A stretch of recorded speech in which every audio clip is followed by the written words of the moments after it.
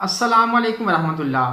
बहुत से दोस्तों का यही सवाल होता है जी, हमने सऊदी अरेबिया आना है तो हमें आज़ाद वीज़े पर आना चाहिए या फिर कंपनी के वीज़े पर आना चाहिए। तो दोस्त कन्फ्यूज़न का शिकार आते हैं। तो इंशाल्लाह इस वीडियो में मैं आपकी कन्फ्यूज़न दूर करने की कोशिश करूँगा कि आज़ाद वीज़ा बेस्ट रहता है जी, कंपनी का वीज़ा बेस्ट रहता है। तो आज़ाद वीज़े के क्या नुकसान हो सकते हैं, इसके क्या फ़ायदे होते हैं, और कंपनी के वीज़े पर आने के क्या बेनिफिट हो सकते हैं, उसके क्या नुकसान हो सकते हैं। तो वीडियो को आखिर तक मुकम्मल देखिएगा, इंशाल्लाह वीडियो बहुत ही खास होने वाली है। तो लास्ट में जाकर मैं अपने पर्सनल एक्सपीरियंस भी आपके साथ शेयर करूंगा। ये मैंने यहाँ पे रहते हुए सऊदीया में क्या चीज़ें एक्सपीरियंस की हैं कि बंदे को ज़ाल वीज़े पर आना चाहिए या फिर कंपनी के वीज़े पर आना चाहिए। तो वीडियो की मज़ीद तफसील में जाने से पहले आपसे छोटी दरख्वास्त है कि अगर आप मेरे चैनल पर नए आए हैं तो चैनल को ज़रूर सब्सक्राइब करके बेल आइकन पर क्लिक कर लीजिएगा ताकि हर नई अपडेट आप तक टाइमली पहुँच सके और आप अपडेटेड रह सकें।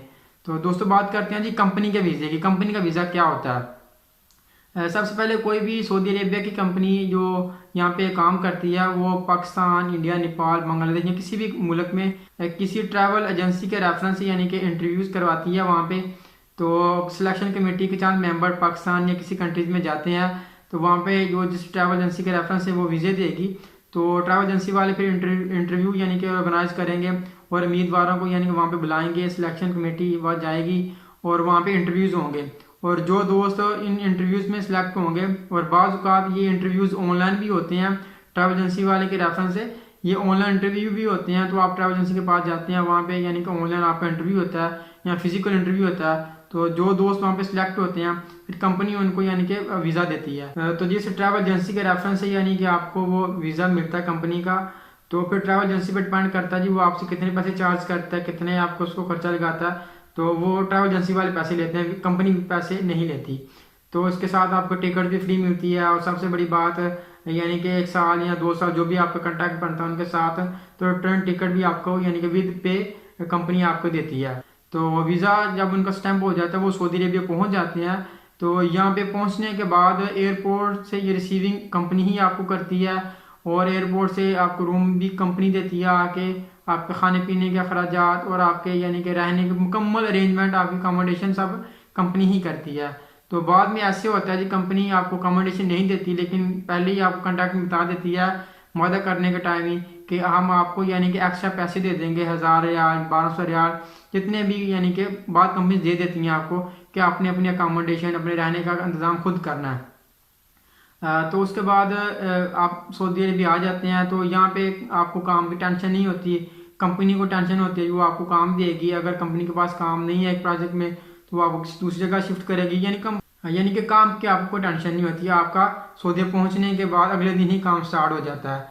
तो इसके बाद कंपनी का जो यानी कि ये थोड़ा सा नुकसान है, ये कंपनी की जो सैलरीज होती हैं वो कम होती हैं और आज़ाद बंदे की सैलरी ज़्यादा बनती है। अगर आपका कोई लेबर में आएंगे तो आपको यानी कि 1000, 1200 रियाल से 1500 रियाल तक सैलरी हो सकती है।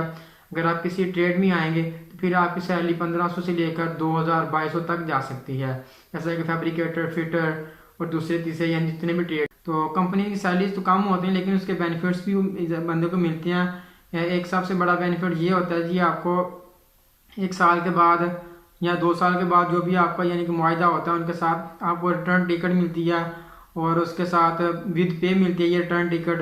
और उसके साथ आपका जो रहने का, खाने पीने का, सब कोई आपको टेंशन नहीं होती। काम की, खाने पीने की, रिहाइश की, सब टेंशन से आप भरी रहती हैं। काम में भी कोई टेंशन नहीं होती है आपको कंपनी वीज़े वालों को। तो जो इसके साथ और सबसे बड़ा नुकसान जो है ये कि आप अगर आपको कंपनी अच्छी नहीं लगी, आपको यानी कि काम अच्छा नहीं लगा, तो आप कंपनी से ट्रांसफ़र नहीं कर सकते। आपका जो भी मुद्दत है 2 साल का, साल का, वो आप इसी कंपनी के साथ रह कर पूरा करना होगा आपको। तो इसी सैलरी में जो फिक्स हुई है इसी सैलरी के साथ आपने काम करना होगा। तो जो कंपनी का आखिर में ये भी एक बेनिफिट मिलता है आपको अगर कि आप कंपनी के साथ मुसलसल काम करते हैं तो फिर आपको एंड सर्विस के जो बोनसेस होते हैं एंड सर्विस के वो भी आपको मिलते हैं। तो वो जो अच्छी कंपनीज है वो बहुत ज़्यादा पैसे देती हैं, जैसे कि 20,000 रियाल, 30,000 रियाल, 40,000 रियाल। वो हर कंपनी की अपनी अपनी रूल रेगुलेशन होती है, उस हिसाब से वो देते हैं। तो अगर दूसरी जानब आज़ाद वीज़ा की बात की जाए तो आज़ाद वीज़ा यानी कि आप किसी अपने दोस्त से, भाई से या किसी रिलेटिव से बात करते हैं कि हमें आज़ाद वीज़ा चाहिए, तो वो यहाँ से किसी अरबी से यानी परचेज़ करता है और पाकिस्तान उसको भेज देता है। तो वीज़ा स्टैंप होने के बाद जब आप सऊदी अरेबिया आ जाते हैं तो आज़ाद वीज़ा वालों को एयरपोर्ट्स पे कोई रिसीव करने नहीं आता। अगर आपका कोई रिलेटिव मौजूद है तो ठीक है, वो तो आपको लेने आ गया। अगर आपका रिलेटिव नहीं है, जानने वाला नहीं है कोई भी, तो फिर आपको खुद से यानी टैक्सी करके आना पड़ेगा। आपको अपनी रिहाइश का सब बंदोबस्त खुद करना पड़ेगा। तो जब बंदा नहीं आता, ज़ाहिर सी बात है जो रहने के लिए ज़रूरत ज़िंदगी है उसके लिए यानी यहाँ पे ब्लैंकेट लाना पड़ेगा, वो बंदा खुद लेगा सब, यानी अब इंतजाम उसने अपने खुद करने हैं। अगर तो उसका कोई रिलेटिव पहले से मौजूद है तो ठीक है, वो आपको सपोर्ट करेगा, वरना आपको खुद सब मामला तो आपको तय करना पड़ेंगे। आपका रहना, खाना कहाँ से खाएंगे, सब मामले ज़्यादा आपने तय करने हैं। तो उसके बाद जो ज़्यादा वीज़े वाले के सबसे बड़ी टेंशन होती है, ये 3 महीने के अंदर अंदर आपने अपना इकामा बनाना आता है।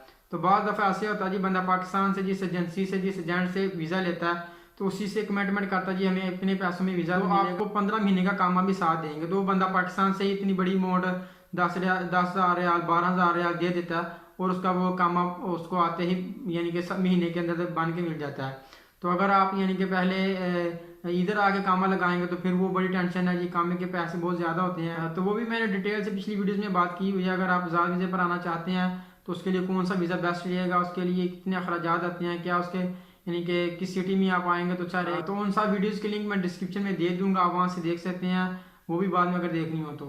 तो फिर 1 महीना तकरीबन आपका इकामा बनते बनते लग जाएगा, वो ज़ाया हो गया। तो बाद मैंने ये भी केस देखे हैं, 2 से 3 महीना भी इकामा बनते बनते आपका टाइम ज़ाया हो जाता है। तो जब आपने इकामा बन गया, फिर आपने जॉब तलाश करनी है। तो जुबैल, जम्बो दवाम, ये मैंने पहले भी बताया, ये इंडस्ट्रियल सिटीज़ हैं। अगर आपने ज़्यादा वीज़े पर आना है तो इन सिटीज़ में आएँ। तो इन सिटीज़ में आके सप्लायर के बहुत ज़्यादा ऑफिस होती हैं, आप सप्लायर के ऑफिस जाते हैं, वहाँ से यानी कि डिमांड देखते हैं, आप सिलेक्शन होती है, जो भी प्रोसेस है मुकम्मल होगा, इंटरव्यू होता है, सिलेक्शन होगी आपकी, 15 से 20 दिन यहाँ पे लग जाएंगे। तो जो आज़ाद वीज़े वालों की सैलरी होती है वो कंपनी के वीज़े वालों की निस्बत ज़्यादा होती है। जैसा कि अगर आप बिलफर्ज लेबर की बात करें तो लेबर की कंपनी की कितनी सैलरी होगी, ज़्यादा से ज़्यादा होगी 1000 से 1200 रियाल होगी। तो अगर आप आज़ाद वीज़े पे होंगे तो आपकी सैलरी जो है वो 3000 रियाल, 2500 3000 रियाल तक ईजिली निकल सकती है। तो जिन शहर में मैंने आपको बताया हुआ है तो ऐसे होता भी है। 13 रियाल, 12 रियाल, 13 रियाल 14,000 पर घंटा यानी कि वर्कर का चलता है, यानी कि हेल्पर का। तो यही है, फिर कभी कम कभी ज़्यादा, ये तो यानी कि चलता ही रहता है आज़ाद वीज़े वालों के साथ। तो एक तो ये बेनिफिट है कि आपका आज़ाद वीज़े वालों की सैलरी ज़्यादा होती है। दूसरा सबसे बड़ा बेनिफिट यही है कि आप जब दिल चाहे, अगर आपकी जेब जाए देती है तो आप किसी भी इमरजेंसी की सूरत में जब दिल चाहे छुट्टी लगा कर पाकिस्तान वापस जा सकते हैं। आपने अपने सऊदी को बोलना जी मैंने यानी कि छुट्टी पे जाना, तो 1 महीना का 100 रियाल फीस है वो आप पे करेंगे, जितने महीने की फीस पे करेंगे वो आपको छुट्टी लगा देगा, आप छुट्टी ईजिली जा सकते हैं जब आपको दिल चाहे। तो अगर कंपनी की बात की जाए तो कंपनी में साल या 2 साल के बाद जो भी आपको मुआहदा होता है उसी टाइम पे आपको छुट्टी मिलेगी, तो पहले छुट्टी नहीं मिल सकती। तो उसके साथ आज़ाद वीज़े का ये भी बेनिफिट है, अगर आपको कंपनी अच्छी नहीं लगी एक इसमें आप काम कर रहे हैं तो आप छोड़ के दूसरी कंपनी ज्वाइन कर लेंगे। तो कंपनी के वीज़े की बात की जाए तो वो कंपनी आप नहीं चेंज कर सकते, तो आपको जो भी मुद्दत है आपकी वो पूरी करनी पड़ेगी। तो इसके बाद आज़ाद वीज़े वाले का ये भी एक नुकसान होता है जी, आपको 12 महीने काम नहीं मिलता। 4 महीने काम करने के बाद आपको बाद का ऐसा होता है जी, आप 1 महीना 2 महीना 3 महीना फारिग बैठते हैं, काम नहीं मिलता।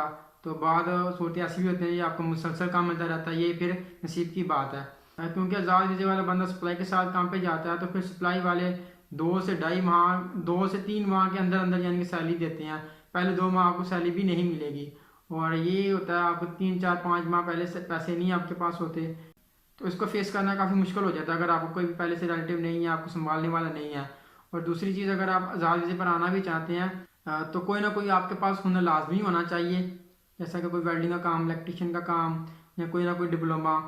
तो मैं तो आपको यही रिकमेंड करूँगा, क्योंकि बाद दोस्तों के पास डिग्रीज होती हैं, एक्सपीरियंस नहीं होता, डिप्लोमे होते हैं, तो हुनर होता है लेकिन एक्सपीरियंस नहीं होता। तो यहाँ पे फिर आने के बाद जब आप इंटरव्यू देते हैं तो सिलेक्शन नहीं होती, वो पूछेगी गर्लफ्रेंड का एक्सपीरियंस है, बोलेगा कि नहीं है।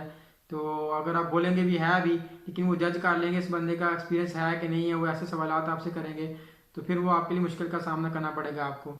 तो अगर आपका अच्छा एक्सपीरियंस भी नहीं है और आपका कोई रिलेटिव आपको को संभालने वाला भी यहाँ पे नहीं है, तो बराए मेहरबानी फिर आप कंपनी के वीज़े पर ही आएँ, तो ये आपके लिए बेस्ट रहेगा।